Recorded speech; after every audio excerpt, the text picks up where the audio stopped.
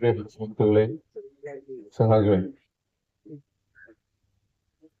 ഞാൻ ഈ വിഷയത്തെ കാണുന്നത് ഹിന്ദ് ഫാസിസത്തിന്റെ പശ്ചാത്തലത്തിലാണ്. ഇതിന്റെ പുറകിലുള്ള ശക്തി എന്ന് പറയുന്നത് ഹിന്ദുത്വ ഫാസിസമാണ് എന്ന തിരിച്ചറിവാണ് അടിസ്ഥാനപരമായി നമുക്ക് ഇതിനെക്കുറിച്ച് ഉണ്ടാകേണ്ടത് എന്നാണ് എൻ്റെ ഒരു നിരീക്ഷണവും അഭിപ്രായവും. കാരണം നമ്മൾ 80ാം സ്വാതന്ത്ര്യത്തിന് ശേഷം 80ാം വർഷത്തിലേക്ക് പ്രവേശിക്കുമ്പോൾ PM ശ്രീ എന്ന് പറയുന്ന ഒരു പദ്ധതി നരേന്ദ്രമോദി കൊണ്ടുവരുന്നത് 2022-ലാണ്. PM ശ്രീ എന്ന് പറയുന്നത് പ്രൈം മിനിസ്റ്റർ ഗവേൺഡ് സ്കൂൾ എന്ന ഇന്ത്യയിലെ ഒരു പരിഷ്കാരം കൊണ്ടുവരുന്നത് സമ്പൂർണമായ വിദ്യാഭ്യാസ മേഖലയെ പൂർണ്ണമായും ഹിന്ദുത്വ പ്രത്യയശാസ്ത്രത്തിന്റെ അടിസ്ഥാനത്തിൽ വിദ്യാഭ്യാസ മേഖലയെ മാറ്റിത്തീർക്കുക എന്ന ലക്ഷ്യത്തോടുകൂടിയാണ്. അതേ 2022-ലാണ് അന്തിഞ്ചൻ എന്ന് പറയുന്ന ഒരു മാസിക, അതായത് പ്രധാനമന്ത്രി ചെയർമാനായിട്ടുള്ള ഗാന്ധി പഠനത്തെക്കുറിച്ചുള്ള ഒരു മാസിക കേന്ദ്ര ഗവൺമെന്റ് പുറത്തിറക്കുന്ന, അതിൽ ഗാന്ധിയാണ്, ഗാന്ധി പഠനങ്ങളും നിരീക്ഷണങ്ങളുമാണ് അതിൽ പ്രധാനപ്പെട്ട വിഷയമായി നമ്മുടെ ദേശീയ തലത്തിൽ പ്രസിദ്ധീകരിക്കുന്ന ഒരു മാസികയാണ് അന്തിഞ്ചൻ. ആ മാസിക ഈ 2022 PM ശ്രീ ഇറക്കുമ്പോൾ തന്നെയാണ് ആ മാസികയുടെ മുഖചിത്രമായി സവർക്കർ വന്നതും സവർക്കർ പഠനങ്ങൾ, ഗാന്ധി പഠനത്തിന് വേണ്ടി ഉപയോഗിക്കുന്ന ഒരു മാസികയിൽ സവർക്കറുടെ പഠനങ്ങളോടുകൂടി ഒരു മാസിക ഇറക്കുന്നത് നരേന്ദ്രമോദി ചെയർമാനായിരിക്കുന്ന ഒരു മാസികയിലാണ്, ഒന്നാം മാസിക. അപ്പോൾ തന്നെ ഇതിന്റെ ഏകദേശം പശ്ചാത്തലം മനസ്സിലാവും. ഞാൻ പല സ്ഥലത്തും പറഞ്ഞിട്ടുള്ളതാണെങ്കിലും ഞാൻ ആവർത്തിക്കുകയാണ്. ഈ നീറ്റ് പരീക്ഷ, അതായത് 2.2 ദശലക്ഷം കുട്ടികൾ എഴുതിയ പരീക്ഷ അട്ടിമറിച്ചത് സംഘപരിവാറിന്റെ ഒരു സംഘടനയാണ്. അതായത് ആര്യ സമാജ് എന്ന് പറയുന്ന ഒരു RSSന്റെ സംഘപരിവാറിന്റെ ഉപസംഘടനയായ ആര്യ സമാജിന്റെ പ്രസിഡന്റാണ് ഈ എഡ്യൂടെക് സൊല്യൂഷൻസ് എന്ന് പറയുന്ന കമ്പനി. എഡ്യൂടെക് സൊല്യൂഷൻസ് എന്ന് പറയുന്ന കമ്പനി ഈ നീറ്റ് പരീക്ഷ നടത്തിപ്പ് ചുമതല ഏറ്റെടുത്തത്. അതായത് മോഹൻ ഭാഗവതോ കഴിഞ്ഞ ദിവസം പറഞ്ഞത് നമുക്ക് കുട്ടികളെ ശ്രദ്ധിക്കണം, കുട്ടികളുടെ വാക്കുകളെ കേൾക്കണം എന്നാണ്. എത്രമാത്രം വളരെ നിഗൂഢമായാണ് അയാൾ പ്രച്ഛന്ന വേഷത്തിലൂടെ നമ്മുടെ മുന്നിൽ വരുന്നത് എന്ന് മനസ്സിലാക്കണം. കാരണം അയാൾ ഉൾപ്പെട്ട വേൾഡ് ആര്യ സമാജിന്റെ പ്രസിഡന്റാണ്, പ്രസിഡന്റിന്റെ ഉടമസ്ഥതയിലുള്ളതാണ് ഈ എഡ്യൂടെക് ഇൻസ്റ്റിറ്റ്യൂഷൻ. ഈ എഡ്യൂടെക് ഇൻസ്റ്റിറ്റ്യൂഷൻ ബീഹാറിലും ഗുജറാത്ത് കേന്ദ്രീകരിക്കുന്ന കമ്പനിയാണെന്ന് ആലോചിക്കണം. ഈ എഡ്യൂടെക് ഇൻസ്റ്റിറ്റ്യൂഷൻ ഗുജറാത്തിലും ബീഹാറിലും വൻതോതിൽ പേപ്പർ ചോർത്തുകയും വലിയ ക്രമക്കേടുകൾ നടത്തുകയും ചെയ്തിട്ടും അയാളുടെ മകൻ ഈ സുരേഷ് ചന്ദ്ര ആര്യ എന്ന് പറയുന്ന, സുരേഷ് ചന്ദ്ര ആര്യയാണ് ആ സ്ഥാപനത്തിന്റെ ഉടമ. അയാളാണ് ഈ ആര്യ സമാജത്തിന്റെ പ്രസിഡന്റ്. ഈ ആര്യ സമാജത്തിന്റെ RSSന്റെ പ്രസിഡന്റ് തന്നെയാണ് ഈ സ്ഥാപനം നടത്തുന്നത്. അയാളുടെ മകനാണ് വിവേക് ആര്യ. അയാൾ അറസ്റ്റ് ചെയ്യപ്പെടുകയും ഇത് ഈ കമ്പനി കരിമ്പട്ടികയിൽപ്പെടുത്തുകയും ചെയ്തതിന് ശേഷവും ഇയാൾ അമേരിക്കയിലേക്ക് മുങ്ങുകയും ഇയാൾ നിരന്തരം വീണ്ടും ഒരു കേസുമില്ലാതെ ഗുജറാത്ത് സന്ദർശിക്കുകയും അയാളുടെ കുടുംബം ഈ സുരേഷ് ചന്ദ്ര ആര്യ എന്ന് പറയുന്ന സംഘപരിവാർ ബന്ധമുള്ള ആര്യ സമാജത്തിന്റെ പ്രസിഡന്റ് ഈ സ്ഥാപനം കരിമ്പട്ടികയിൽപ്പെട്ട സ്ഥാപനത്തിന്റെ പേര് മാറ്റിയാണ് ഈ എഡ്യൂടെക് ഇൻസ്റ്റിറ്റ്യൂഷൻ എന്ന പേരിൽ, സൊല്യൂഷൻസ് എന്ന പേരിൽ നിന്നും നടത്തിക്കൊണ്ടിരിക്കുന്നത് എന്നാണ്. ഈ വിഷയങ്ങളൊന്നും തന്നെ ഒരു മാധ്യമങ്ങൾ ചർച്ച ചെയ്യുകയോ അല്ലെങ്കിൽ ഈ സമരവേദിയിൽ തന്നെ RSSന്റെ ബന്ധം എന്താണ് ഈ ചോർത്തലിൽ എന്ന് ചർച്ച ചെയ്യപ്പെടുകയോ ചെയ്തിട്ടില്ല. ഏറ്റവും ഗുരുതരമായ പ്രശ്നം, നാം ഫാസിസത്തെ നേരിടുന്നതിന് നാം ഉപയോഗിക്കുന്ന മെക്കാനിസം RSSന്റെയും ഫാസിസ്റ്റിന്റെയും തന്നെ സ്ഥാപനമാണ് ഈ അട്ടിമറികൾ മുഴുവൻ നടത്തിയത് എന്ന കാര്യം വ്യക്തമാക്കി അതിലെ അടിസ്ഥാനത്തിൽ ഈ എഡ്യൂടെക് എന്ന സ്ഥാപനത്തിന്റെ ഈ സുരേഷ് ചന്ദ്ര ആര്യയെയും കുടുംബത്തെയും ഈ ആര്യ സമാജത്തെ തന്നെയും അക്കൗണ്ടബിൾ ആക്കാനും ഈ ആര്യ സമാജത്തിന്റെ എല്ലാ സ്ഥാപനങ്ങളും റെയ്ഡ് ചെയ്യാനും ആ രീതിയിൽ അല്ലാതെ എങ്ങനെയാണ് ഈ ക്രമക്കേട്, ചോർച്ചകൾ, ചോദ്യപേപ്പർ ചോർച്ചകൾ പരിഹരിക്കാൻ പോകുന്നത്? 2014 ശേഷം 18ഓളം അഴിമതികളും ചോർത്തലുകളും ആണ് ഇന്ത്യയിൽ നടന്നിട്ടുള്ളത്. എല്ലാ പരീക്ഷകളും. ഇതിന്റെ ഏറ്റവും കൗതുകകരമായ കാര്യം, ഈ സുരേഷ് ചന്ദ്ര ആര്യ എന്ന് പറയുന്ന ഈ എഡ്യൂടെക്കിന്റെ ഉടമസ്ഥൻ, ആര്യ സമാജത്തിന്റെ പ്രസിഡന്റ് സംഘടിപ്പിച്ച ആര്യ സമാജ് മഹാസമ്മേളനത്തിൽ ഗഡ്കരിയും അതുപോലെ രാജ്നാഥ് സിംഗും BJP-യുടെയും RSSന്റെയും പ്രമുഖരായ നേതാക്കളും പങ്കെടുത്തിട്ടുണ്ട്. നമ്മുടെ പ്രധാനമന്ത്രിയും പങ്കെടുത്തിട്ടുണ്ട്. ഈ പ്രധാനമന്ത്രി സുരേഷ് ചന്ദ്ര ആര്യ എന്ന് പറയുന്ന ഈ പരീക്ഷാ കൊള്ളക്കാരൻ, പരീക്ഷാ തട്ടിപ്പുകാരനെ കുറിച്ച് ആ വേദിയിൽ പറഞ്ഞത് അയാൾ വലിയ ഇൻസ്റ്റിറ്റ്യൂഷൻ നടത്തുന്ന മഹാനായ പ്രതിഭയാണ് എന്നാണ്. ഈ മഹാനായ പ്രതിഭയെ ആ കയ്യാമം വെച്ച് ജയിലിലേക്ക് കൊണ്ടുപോകാനുള്ള ഒരു ചർച്ചകളും ഒരു പരിപാടികളും ഇവിടെയില്ല. അതുകൊണ്ട് തന്നെ RSSന്റെ കാക്കി ട്രൗസർ ഇട്ട ഒരാളെ മാറ്റി, ഈ വിദ്യാഭ്യാസ മന്ത്രിയെ മാറ്റി കാക്കി പാന്റ് ഇട്ട ഒരാളെ അവിടെ കൊണ്ടുവരിക എന്നത് മാത്രമാണ് ഇപ്പോൾ സംഭവിച്ചിട്ടുള്ളത്. അതുകൊണ്ട് ഇതിന്റെ പ്രശ്നം RSS സ്ഥാപനമായ സംഘപരിവാർ സ്ഥാപനം തന്നെയാണ് ഇത് നടത്തുന്നത് എന്നാണ്. അവിടെയാണ് ഞാൻ പറയുന്നത്, ഹിന്ദുത്വ ഫാസിസത്തിനെതിരെയുള്ള മുന്നേറ്റങ്ങളിലൂടെയല്ലാതെ ഈ പ്രശ്നത്തെ നേരിട്ട് അഭിസംബോധന ചെയ്യാൻ നമുക്ക് കഴിയില്ല എന്ന ഒരു വസ്തുത നാം മനസ്സിലാക്കണം. ഇനി ഈ എഡ്യൂടെക് എത്ര സ്ഥാപനങ്ങളിലേക്ക് റിക്രൂട്ട്മെന്റ് നടത്തിയിട്ടുണ്ട്? എഡ്യൂടെക് സൊല്യൂഷൻ ഇന്ത്യയിലെ പ്രധാനപ്പെട്ട സ്ഥാപനങ്ങളിലേക്കെല്ലാം ആളുകളെ റിക്രൂട്ട് ചെയ്യാൻ വേണ്ടിയുള്ള പ്രവേശന പരീക്ഷകൾ നടത്തിയിട്ടുള്ളത് ഈ സ്ഥാപനമാണ്. ഈ സംഘപരിവാർ ബന്ധമുള്ള സ്ഥാപനമാണ്. 64,632 പോലീസുകാരെ, പോലീസ് ഓഫീസർമാർ ഉൾപ്പെടെയുള്ള UP-യിലെ റിക്രൂട്ട്മെന്റ് പരിപാടികൾ നടത്തിയത് ഇതേ ഏജൻസിയാണ്. 64,642 എന്ന് പറയുമ്പോൾ അതിൽ സംവരണങ്ങളുണ്ടോ, അല്ലെങ്കിൽ എത്ര മുസ്ലിങ്ങളുണ്ട്? യാതൊരു സാധ്യതയും ഉണ്ടാവില്ല. അതായത് ഒരു സംസ്ഥാനത്തിന്റെ ഏറ്റവും പ്രധാനപ്പെട്ട ലോ ആൻഡ് ഓർഡർ നിർണ്ണയിക്കുന്ന പോലീസ് വകുപ്പിലേക്ക് RSS സംഘപരിവാർ ബന്ധമുള്ള ആര്യ സമാജത്തിന്റെ സ്ഥാപനം തന്നെ റിക്രൂട്ട് ചെയ്യുന്നു എന്ന് പറയുമ്പോൾ നിങ്ങൾ ഗ്രാസ് റൂട്ട് ലെവലിൽ ഇന്ത്യയിൽ സംഭവിക്കുന്ന ഭീകരത നമ്മൾ മനസ്സിലാക്കണം. ഈ ഇതിനെതിരെ ഒരു ഗ്യാങ് ഉണ്ട്. ഇതിന് പേര് സോൾവർ ഗ്യാങ് എന്നാണ് പറയുന്നത്. ഈ സംഘപരിവാർ സംഘത്തെ സോൾവർ ഗ്യാങ് എന്നാണ് ഇവർ വിളിക്കുന്നത്. സോൾവർ ഗ്യാങ് രംഗത്ത് വരുന്നു. പരീക്ഷാ പേപ്പറുകൾ വളരെ നാണംകെട്ട രീതിയിൽ പ്ലെയിനിൽ ഇവിടെ പ്രിന്റ് അടിച്ച പേപ്പർ കൊണ്ടുവരുവാനാണ് നീട്ടുന്നത്. ഇവിടുന്ന് പ്ലെയിനിലാണ് കൊണ്ടുവരുന്നത്, ഹെലികോപ്റ്ററിലാണ് പേപ്പർ കൊണ്ടുവരുന്നത്. ഈ പേപ്പറിന്റെ ഓരോ നീക്കങ്ങളും ക്ലാസ് റൂം നീക്കങ്ങളും ക്ലാസ് റൂമിലെ സൂപ്പർവൈസറെ പോലും സ്വാധീനിക്കാനുള്ള ശക്തി ഈ സോൾവർ ഗ്യാങ്ങിനുണ്ട്. ഈ സംഘപരിവാറുമായി ബന്ധപ്പെട്ട വലിയൊരു ടീമാണ് ഈ സോൾവർ ഗ്യാങ്. കോട്ടയം ഇവരുടെ പേര് അറിയപ്പെടുന്നത്, ഇവരെ തന്നെ സ്വയം അറിയപ്പെടുന്നത് സോൾവർ ഗ്യാങ് എന്നാണ്. 10,000 മുതൽ ലക്ഷങ്ങൾ വരെ മേടിച്ച് നിങ്ങൾക്ക് പേപ്പർ തരുന്നു. ഈ പേപ്പർ കൊടുക്കുന്നത് മുഴുവൻ ഇതുപോലെയുള്ള സംഘപരിവാർ ബന്ധമുള്ള ആളുകൾക്കാണ് എന്ന് ആലോചിക്കണം. അതായത് ഇന്ന് അവിടെ സമരം ചെയ്യുന്ന കുട്ടികൾ, ആത്മഹത്യ ചെയ്ത അച്ഛനമ്മമാർ ഉൾപ്പെടെയുള്ളവർ യഥാർത്ഥത്തിൽ മുൻകാല BJP-കാരായിരുന്നു എന്നുള്ളതാണ് വസ്തുത. അവരാണ് ഇപ്പൊ യഥാർത്ഥത്തിൽ അവരുടെ കാലിന്റെ മണ്ണ് പോയി നിലം പതിക്കുന്നത് നാം കാണും. ഈ സോൾവർ ഗ്യാങ്ങിന്റെ ഇരകളാണ് ഇവരെല്ലാവരും എന്ന് നാം മനസ്സിലാക്കണം. അതുകൊണ്ട് ഈ സ്ഥാപനത്തിന്റെ വെബ്സൈറ്റ്, ഈ സംഘപരിവാർ ബന്ധമുള്ള സ്ഥാപനത്തിന്റെ വെബ്സൈറ്റിൽ പോയി നോക്കിയാൽ ഞങ്ങൾ 1,230 മില്യൺ പരീക്ഷകൾ നടത്തി പരിചയമുള്ളവർ എന്നാണ് അതിൽ എഴുതിയിട്ടുള്ളത്. നിങ്ങൾ ആലോചിച്ച് നോക്കണം. എന്ന് മാത്രമല്ല, ഏറ്റവും ഗുരുതരമായ CSIR എന്ന് പറയുന്ന സ്ഥാപനം, സെൻട്രൽ സയൻസ് ഇൻസ്റ്റിറ്റ്യൂട്ട് റിസർച്ച്, അതിന്റെ ചെയർമാൻ എന്നറിയോ? ഈ മോദിയാണ്. CSIR-ന്റെ ചെയർമാൻ, സെൻട്രൽ സയൻസ് റിസർച്ച് ഇൻസ്റ്റിറ്റ്യൂട്ടിന്റെ ചെയർമാനായ മോദിയുടെ സ്ഥാപനത്തിനു വേണ്ടി ആളുകളെ റിക്രൂട്ട് ചെയ്യുന്നത്, ജൂനിയർ ഓഫീസേഴ്സിനെയും സീനിയർ ഓഫീസേഴ്സിനെയും റിക്രൂട്ട് ചെയ്യുന്ന പ്രവേശന പരീക്ഷ നടത്തിയത് മോദിയുടെ കാക്കി ട്രൗസർ സംഘങ്ങൾ അടങ്ങിയ ഈ ഇൻസ്റ്റിറ്റ്യൂഷനാണ്. എന്തായിരിക്കും ഇന്ത്യയിലെ ഇൻഫ്രാസ്ട്രക്ചർ? നമ്മൾ ഏത് ഗൗരവത്തോടെയാണ് കാണുന്നത്? അതായത് ഇന്ത്യയുടെ പരമപ്രധാനമായ സെൻട്രൽ ഫോർ സയൻസ് ഇൻസ്റ്റിറ്റ്യൂട്ട് റിസർച്ചിന്റെ സ്ഥാപനത്തിൽ പോലും ഈ സംഘപരിവാർ ബന്ധമുള്ള അവർ നടത്തുന്ന ഇൻസ്റ്റിറ്റ്യൂഷൻസിന്റെയാണ് പ്രവർത്തനങ്ങൾ നടക്കുന്നത്. ഭാരത് ഇലക്ട്രോണിക്സ്, ഇന്ത്യയിലെ പ്രമുഖമായ സ്ഥാപനങ്ങളിൽ മുഴുവൻ, IIT പോലെയുള്ള സ്ഥാപനങ്ങളിൽ പോലെയുള്ള അവിടുത്തെ റിസർച്ച് സ്റ്റാഫിനെ പോലും നിർണയിക്കാൻ കഴിയുന്ന ഒരു സംഘം, ഒരു നിഗൂഢ സംഘം ഇവിടെ വലിയ ഡീപ് സ്റ്റേറ്റ് ആയി പ്രവർത്തിക്കുമ്പോൾ നാം എത്രയോ ലളിതമായി ഒരു നീറ്റ് പരീക്ഷയുടെ പ്രശ്നം മാത്രമായിട്ടാണ് ഇതിനെ കാണുന്നത് എന്നത് വലിയ ഗൗരവമുള്ള ഒരു വിഷയമാണ്.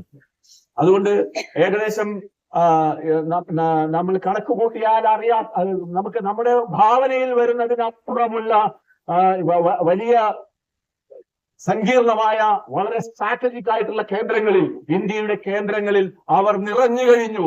ഫാസിസ്റ്റുകൾ, ഹിന്ദുത്വ ഫാസിസ്റ്റുകൾ നിറഞ്ഞു കഴിഞ്ഞു എന്ന് നാം മനസ്സിലാക്കണം. ഇന്ത്യൻ പട്ടാളത്തിൽ പോലും ഈ RSSന്റെ മൂഞ്ചെ എന്ന് പറയുന്ന ഒരു സ്ഥാപക നേതാവിന്റെ നാസിക്കിലുള്ള സൈനിക സേവന കേന്ദ്രങ്ങളിൽ നിന്നാണ് ഇന്ത്യൻ ആർമിയിലേക്ക് പോലും ഇന്ത്യൻ ആർമിയുടെ പ്രധാനപ്പെട്ട ഓഫീസർമാർ എത്തുന്നത് എന്നാൽ നാം രാജ്യത്തിന്റെ സുരക്ഷ മാത്രം ആലോചിച്ചാൽ മതി.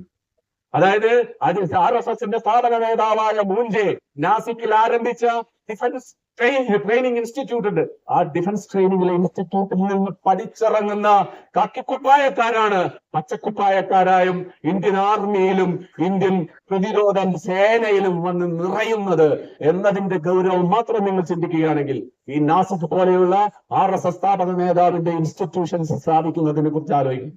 അപ്പൊ ഇപ്പുറത്തെ എഡ്യൂക്കേഷൻ സിസ്റ്റത്തില് RSSന്റെ ആര്യ സമാജിന്റെ സ്ഥാപനം വരുന്നു, അപ്പുറത്ത് ഇന്ത്യൻ പട്ടാളത്തിൽ പോലും, അതായത് ഇന്ത്യൻ എഡ്യൂക്കേഷൻ സിസ്റ്റത്തിലെ ഏറ്റവും പ്രധാനപ്പെട്ട ആരോഗ്യ മേഖല അട്ടിമറിക്കപ്പെട്ടതിന്റെ ഗുരുതരമായ അവസ്ഥ, അല്ലെങ്കിൽ ഇന്ത്യൻ സുരക്ഷിതത്വത്തിന്റെ, ഇന്ത്യൻ ഡിഫൻസ് സുരക്ഷിതത്വത്തിന്റെ അവസ്ഥ പോലും നമുക്ക് ചിന്തിക്കാവുന്നതേ ഉള്ളൂ. ഇത്രയും ഗൗരവമായ ഒരു വിഷയത്തെ നമ്മൾ ഇടപെടുമ്പോൾ അവിടെ നാം എങ്ങനെയാണ് പകച്ചു നിൽക്കുക നിൽക്കാൻ കഴിയുന്ന ആ സ്ഥിതിയിലേക്കാണ് നമ്മൾ അറ്റ്ലീസ്റ്റ് നമ്മൾ കോട്ടയൻകോട് ഈ കുട്ടികളെങ്കിലും രംഗത്ത് വരുന്നത്.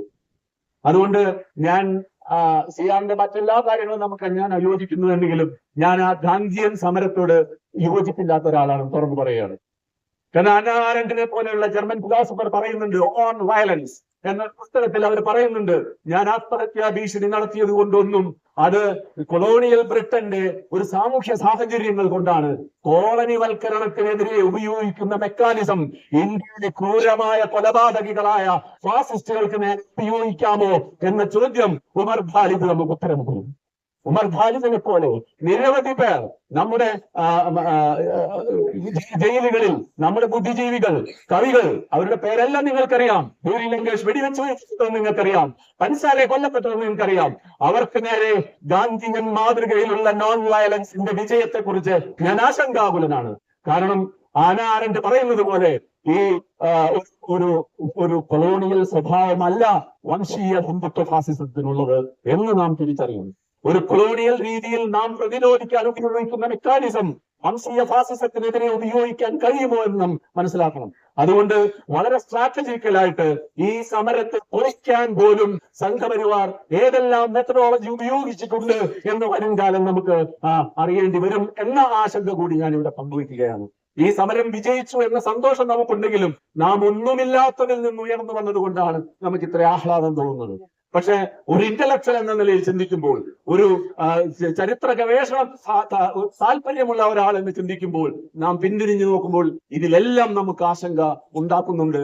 ഈ സമരത്തിന്റെ മുന്നേറ്റത്തെ കുറിച്ച് നമുക്ക് ആശങ്ക ഉണ്ടാക്കുന്നുണ്ട്. പക്ഷെ ആ കുട്ടികൾ ഇത്രയെങ്കിലും എത്തിപ്പെട്ടു എന്നുള്ളതാണ് നമ്മളെ അല്പമെങ്കിലും ഒരു പ്രതീക്ഷ നൽകുന്നത്. 93,000 സ്കൂളുകളാണ് സംഘപരിവാർ വന്നതിന് ശേഷം പൂട്ടിയത്. ഈ പൂട്ടിയത് മുഴുവൻ ദരിദ്രരായ മുസ്ലിം സമൂഹങ്ങളും UP-യിലെയും ബീഹാറിലെയും മറ്റും ദരിദ്രരായ മുസ്ലിം സമൂഹങ്ങളും ദളിതമുള്ള ഗ്രാമങ്ങളിലാണ് 93,000 സ്കൂളുകളും പൂട്ടിക്കെട്ടിയത്. എന്ന് മാത്രമല്ല, ഏകദേശം 65 ലക്ഷം കുട്ടികൾ, പിന്നോക്ക സമുദായത്തിലെയും പിന്നോക്ക മുസ്ലിം സമുദായത്തിലെയും 65 ലക്ഷം കുട്ടികൾ സ്കൂളുകളിൽ നിന്ന് പുറത്താക്കപ്പെട്ടു. മീൻസ് അവരെല്ലാം ഡ്രോപ്പ് ഔട്ടായി, പഠിക്കാൻ നിവൃത്തിയില്ലാത്തവരായി. ഇനി പുതിയ NEP നിയമം വരുന്നുണ്ട്, ഞാൻ അതിനെ കുറിച്ച് പറയുന്നില്ല സമയക്കുറവ് മൂലം. NEP എഡ്യൂക്കേഷൻ സിസ്റ്റം വരുന്നതോടുകൂടി ഇവിടെയുള്ള കൗൺസിൽ ഫോർ ടീച്ചേഴ്സും സ്റ്റഡിയും, അതുപോലെ കൗൺസിൽ ഫോർ ടെക്നിക്കൽ എഡ്യൂക്കേഷനും UGCയും ഒന്നുമില്ലാതെ RSSന്റെ 12 പ്രതിനിധികൾ, രാഷ്ട്രപതി തെരഞ്ഞെടുക്കുന്ന ഈ 12 പ്രതിനിധികളിൽ നിന്ന് ഒരു ചെയർമാൻ സർവസ്വവും നിർണ്ണയിക്കുകയും അവിടെ ദളിത് സംവരണമോ ന്യൂനപക്ഷ സംവരണമോ മുസ്ലിം സംവരണമോ സ്ത്രീ സംവരണമോ ജാതിസംഘടന സംവരണമോ ഒന്നും ഉണ്ടാവില്ല. RSSന്റെ 12 പ്രതിനിധികൾ. അതിൽ സ്പെഷ്യലൈസേഷൻ നിർബന്ധമല്ല. നിങ്ങൾക്ക് മനുസ്മൃതിയിലോ നാരദസ്മൃതിയിലോ അല്ലെങ്കിൽ ഏതെങ്കിലും ഒരു സ്മൃതിയിലോ എക്സ്പേർട്ട്നെസ്, ജ്യോതിഷത്തിൽ എക്സ്പേർട്ട്നെസ് മാത്രം മതി. നിങ്ങൾക്ക് അതിന്റെ മേധാവിയാവാം. ഇന്ത്യയുടെ മുഴുവൻ ഉന്നത വിദ്യാഭ്യാസ മേഖലയും ഈ ബില്ല് അവിടെ കിടക്കുന്നുണ്ട്, ചുട്ടരാൻ കിടക്കുന്നുണ്ട്. അത് പാസ്സാവുന്നതോടുകൂടി UGCയും ഭരണഘടനാ സ്ഥാപനങ്ങൾ, വിദ്യാഭ്യാസ സ്ഥാപനങ്ങളെല്ലാം റദ്ദാക്കപ്പെടുകയും അതിന് പകരം ഈ 12 RSSകാർ തീരുമാനിക്കുകയും ചെയ്യുന്ന എല്ലാ നയങ്ങളും, അതായത് അവിടെ നിർബന്ധമായും സംസ്കൃതം പഠിച്ചിരിക്കണം എന്നാണ് പറയുന്നത്. ഇന്ത്യൻ അതിന് 2 പുസ്തകങ്ങൾ ഇറക്കിയിട്ടുണ്ട് ഇന്ത്യൻ ഭാഷ ബന്ധപ്പെട്ട്. ഈ 2 പുസ്തകത്തിലും പറയുന്നത് ഇന്ത്യ സംസ്കൃത ഭാഷാ കേന്ദ്രമാണ്. ഇന്ത്യ മദർ ടങ് ഒരിക്കലും സംസ്കൃതമല്ല. നമ്മുടെ ചരിത്രത്തിൽ തമിഴ് ഭാഷ, തുളു ഭാഷ, കന്നഡ ഭാഷ ഇതൊന്നും തന്നെ, പാകിസ്ഥാനിൽ സംസാരിക്കുന്ന ഒരു ഇന്ത്യൻ ഭാഷ ഉൾപ്പെടെ, ഇതൊന്നും തന്നെ സംസ്കൃതവുമായി യാതൊരു വേരുകളുമില്ലെങ്കിലും ഇന്ത്യ സംസ്കൃത മാതൃഭാഷ സംസാരിക്കുന്ന രാജ്യമാണ് എന്നാണ് ആ പുസ്തകത്തിൽ എഴുതിയിട്ടുള്ളത്. അതുകൊണ്ട് ഇനി സ്കൂളുകളിൽ പഠിപ്പിക്കുമ്പോ ഗണിതം, അതുപോലെ നമ്മൾ ഗുണിക്കുക, പെരുക്കുക, കൂട്ടുക എന്നുള്ളതെല്ലാം സംസ്കൃതത്തിലാക്കണം എന്നാണ് പറയുന്നത്. ഇതിനൊക്കെ വലിയ പോരാട്ടമാണ് ഇപ്പോൾ തമിഴ്നാട് നടത്തിക്കൊണ്ടിരിക്കുന്നത്. അവർക്ക് ഓരോ കമ്പ്യൂട്ടറിന്റെ ഓരോ പാർട്സുകൾക്കും അവരുടേതായ ഭാഷ ഉണ്ടാക്കിയിട്ടുണ്ട്. അവർ ഡൗൺലോഡിനും അപ്ലോഡിനും വരെ പതിവിറക്കം, പടിവേറ്റം എന്ന രീതിയിൽ കമ്പ്യൂട്ടറിന് കനനി എന്നാണ് കമ്പ്യൂട്ടർ പറയുന്നത്. അവരുടെ ലാപ്ടോപ്പിന് പറയുന്നത് മടിക്കനനി എന്നാണ്. അതുപോലെ സംസ്കൃതത്തെ ഭാഷയുമായി ചെന്നാൽ ഞങ്ങൾ ഭാഷ കൊണ്ട് നേരിടാൻ തമിഴ്നാട് തയ്യാറായിരിക്കുന്നു. ആ രീതിയിൽ സംസ്ഥാനങ്ങൾ നേരിടേണ്ട സമ്പൂർണമായ സംസ്കൃതവൽക്കരണം കൊണ്ടുവരും എന്നാണ് NEP-യിൽ കൃത്യമായി ഭാഷാ വിഭാഗം, അതിന്റെ ഭാഷാ പരിവാർ എന്ന ഒരു സംഘം ഇതിനകം തീരുമാനിച്ചിട്ടുള്ളത്. അതുകൊണ്ട് നാം കാണുന്ന അത്ര ലളിതമല്ല വസ്തുതകൾ. എന്റെ സുഹൃത്തുക്കളെ, ഞാൻ അല്പം കൂടി ഒറ്റ കാര്യമായി പറഞ്ഞ് അവസാനിപ്പിക്കുകയാണ്. ഒരു E20 JP വരാൻ സാധ്യത വരികയാണ് എന്ന്. അതായത് E20 JP എന്ന് പറയുന്നത് E20 ജനതാ പാർട്ടി. എന്താണ് E20 ജനതാ പാർട്ടി? ഇവിടെ എത്തനോൾ ഉപയോഗിച്ചുള്ള വൻ കൊള്ളകളാണ് നടക്കുന്നത്. നമ്മുടെ വാഹനങ്ങളെല്ലാം പ്രശ്നങ്ങളിലേക്ക് പോകുന്നു എന്ന് മാത്രമല്ല, നമ്മുടെ കർഷകർ രാവും പകലും അവർക്ക് താങ്ങുവില പോലും ലഭിക്കാതെ നിർമ്മിക്കുന്ന FCI ഗോഡൌണിലേക്ക് നമ്മുടെ നികുതിപ്പണം കൊടുത്ത് സർക്കാർ സഹായത്തോടു കൂടി FCI ഗോഡൌണിലേക്ക് എത്തിക്കുന്ന ധാന്യങ്ങൾ ഇനി അവരുടെ ഗവൺമെന്റിന്റെ നിയന്ത്രണത്തിൽ മാത്രം എക്സ്പോർട്ട് ചെയ്താൽ മതി. കാരണം ഇവിടുത്തെ ഗഡ്കരിയും ഗതാഗത മന്ത്രി ഗഡ്കരിയുടെയും മക്കളുടെയും കൂട്ടാളികൾക്കും കൊടുക്കാനുള്ളതാണ്, എത്തനോൾ ഉണ്ടാക്കാനുള്ളതാണ് എന്ന് കേന്ദ്ര സർക്കാർ തീരുമാനിച്ചു കഴിഞ്ഞു. അതായത് ഒരു FCIയിൽ നമ്മുടെ നികുതി പണം ഉപയോഗിച്ച് ഒരു FCIയിൽ 42 മുതൽ 44 രൂപ വരെയാണ് 1 കിലോ അരി FCIയിൽ ഡെപ്പോസിറ്റ് ചെയ്യുന്നത്, FCIയിൽ ശേഖരിച്ചു വെക്കുന്നത്. അതായത് 41 മുതൽ 44 രൂപ വരെ. ആ അരി നമ്മുടെ നികുതി പണം, നമ്മുടെ കർഷകർക്ക് പണം കൊടുക്കാതെ നാം കഴിക്കേണ്ട ഭക്ഷണം, ഇവിടുത്തെ ദരിദ്രരായ പിന്നോക്കക്കാരായ മനുഷ്യർ കഴിക്കേണ്ട ഭക്ഷണത്തിൽ 22 രൂപയ്ക്ക് ഗഡ്കരിക്ക് കൊടുക്കാൻ തീരുമാനിച്ചിരിക്കുന്നു, കൊടുത്തുകൊണ്ടിരിക്കുന്നു. നിങ്ങൾ ആലോചിച്ച് നോക്കണം. നമ്മുടെ നികുതി പണം ഉപയോഗിച്ചാണ് കർഷകർക്ക് താങ്ങുവില കൊടുത്തുകൊണ്ട് FCI ഗോഡൌൺ നിറയ്ക്കുന്നത്. ആ അരിയും ഗോതമ്പും ധാന്യവും പെട്രോൾ ഉണ്ടാക്കാൻ, എത്തനോൾ ഉണ്ടാക്കാൻ 22 രൂപയ്ക്ക് കൊടുക്കുന്നു. 44 രൂപയുടെ അരി ഗഡ്കരിക്കും മക്കൾക്കും തിന്നാൻ അവർക്ക് എത്തനോൾ ഉണ്ടാക്കാൻ കൊടുക്കുന്നു. അതായത് 2250 കിൻഡൽ, ഒരു കിൻഡലിന് 2250 രൂപ, 22 രൂപ 50 പൈസയ്ക്ക് അരി, ഭക്ഷണം കഴിക്കുന്ന അരി എത്തനോൾ ഉണ്ടാക്കാൻ കൊടുക്കുന്നു. ഇന്ന് വരെ 2005, 2027 കണക്കെടുത്താൽ 52 ദശലക്ഷം അരി, 52 ദശലക്ഷം അരി FCI ഗോഡൌണിന്ന് ഗഡ്കരിയുടെയും മക്കളുടെയും കൂട്ടാളികളുടെയും കീശ വീർപ്പിക്കാൻ, അവരുടെ സമ്പാദ്യം വീർപ്പിക്കാൻ സർക്കാർ കൊടുത്തിരിക്കുന്നു. 52 ദശലക്ഷം. ലോകത്തെ പട്ടിണി രേഖയിൽ 104ാം സ്ഥാനം അലങ്കരിക്കുന്ന ഇന്ത്യ, ബംഗ്ലാദേശിനേക്കാൾ പട്ടിണി കിടക്കുന്ന ഇന്ത്യയിലെ ഗോഡൌണുകളിൽ നിന്ന് അരി എത്തനോൾ ഉണ്ടാക്കാൻ, ലാഭമുണ്ടാക്കാൻ 52 ദശലക്ഷം ടൺ അരി ഇതിനകം കൊടുത്തിരിക്കുന്നു. അതായത് ഏകദേശം ഇത് 9,825 കോടി രൂപയാണ് അയാൾക്ക് കിട്ടിയ ലാഭം. ഈ 52 9,825 കോടി രൂപ. ഈ 825 കോടി രൂപയിൽ നിന്ന് ഇനി ഇത് OMCക്ക് കൈമാറുന്നു. ഓയിൽ മാർക്കറ്റിംഗ് കമ്പനി എന്ന് പറയുന്ന ഇവിടുത്തെ കുത്തക ഓയിൽ കമ്പനികൾക്ക് കൈമാറുമ്പോൾ അത് വെറും 60 രൂപയ്ക്ക് കൈമാറുന്നു. അതായത് 105 രൂപ നമ്മൾ പെട്രോളിന് കൊടുക്കുമ്പോൾ 60 രൂപയ്ക്ക് കൈമാറി കഴിഞ്ഞാൽ അതിന്റെ ലാഭം 45 രൂപയാണ് 1 ലിറ്റർ പെട്രോളിന്. അതുപോലെ 17,388 കോടി രൂപയാണ് 2026 മാത്രം 17,388 കോടി രൂപയാണ് ഈ എത്തനോൾ പെട്രോൾ കൊള്ളയിൽ നിന്നുണ്ടായിട്ടുള്ളത്. അതായത് ഗഡ്കരിയും കൂട്ടുകാർക്കും 985 കോടിയും 17,388 കോടി OMC-ക്കും ഓയിൽ മാർക്കറ്റിംഗ് വിഭാഗത്തിനും കൊണ്ടുപോകുമ്പോൾ ഇവിടെ ഭക്ഷണം കഴിക്കാൻ 1 കിലോ അരിക്ക് നമ്മൾ 50 രൂപ കൊടുത്ത് ഇവിടെ പാവപ്പെട്ട ദരിദ്ര മനുഷ്യർ സപ്ലൈകോന്റെ മുമ്പിലും റേഷൻ കടയുടെ മുമ്പിലും ക്യൂ നിൽക്കുന്നു. റേഷൻ കടയിൽ പലപ്പോഴും ചോദിച്ച അരി ലഭ്യമായിരിക്കില്ല. കാരണം FFCI ഗോഡൌണിൽ നിന്ന് 2025-26 കാലത്ത് 58 ദശലക്ഷം ടൺ അരി ഗഡ്കരിയുടെയും കുടുംബത്തിനും കൊടുത്തു ഉണ്ടാകാൻ. അതാണ് ഞാൻ പറഞ്ഞത്. അടുത്ത് E20JP E20 ജനതാ പാർട്ടി എന്ന ഒരു പാർട്ടി രൂപീകരിക്കുന്ന അവസ്ഥയിലാണ് നിൽക്കുന്നത്.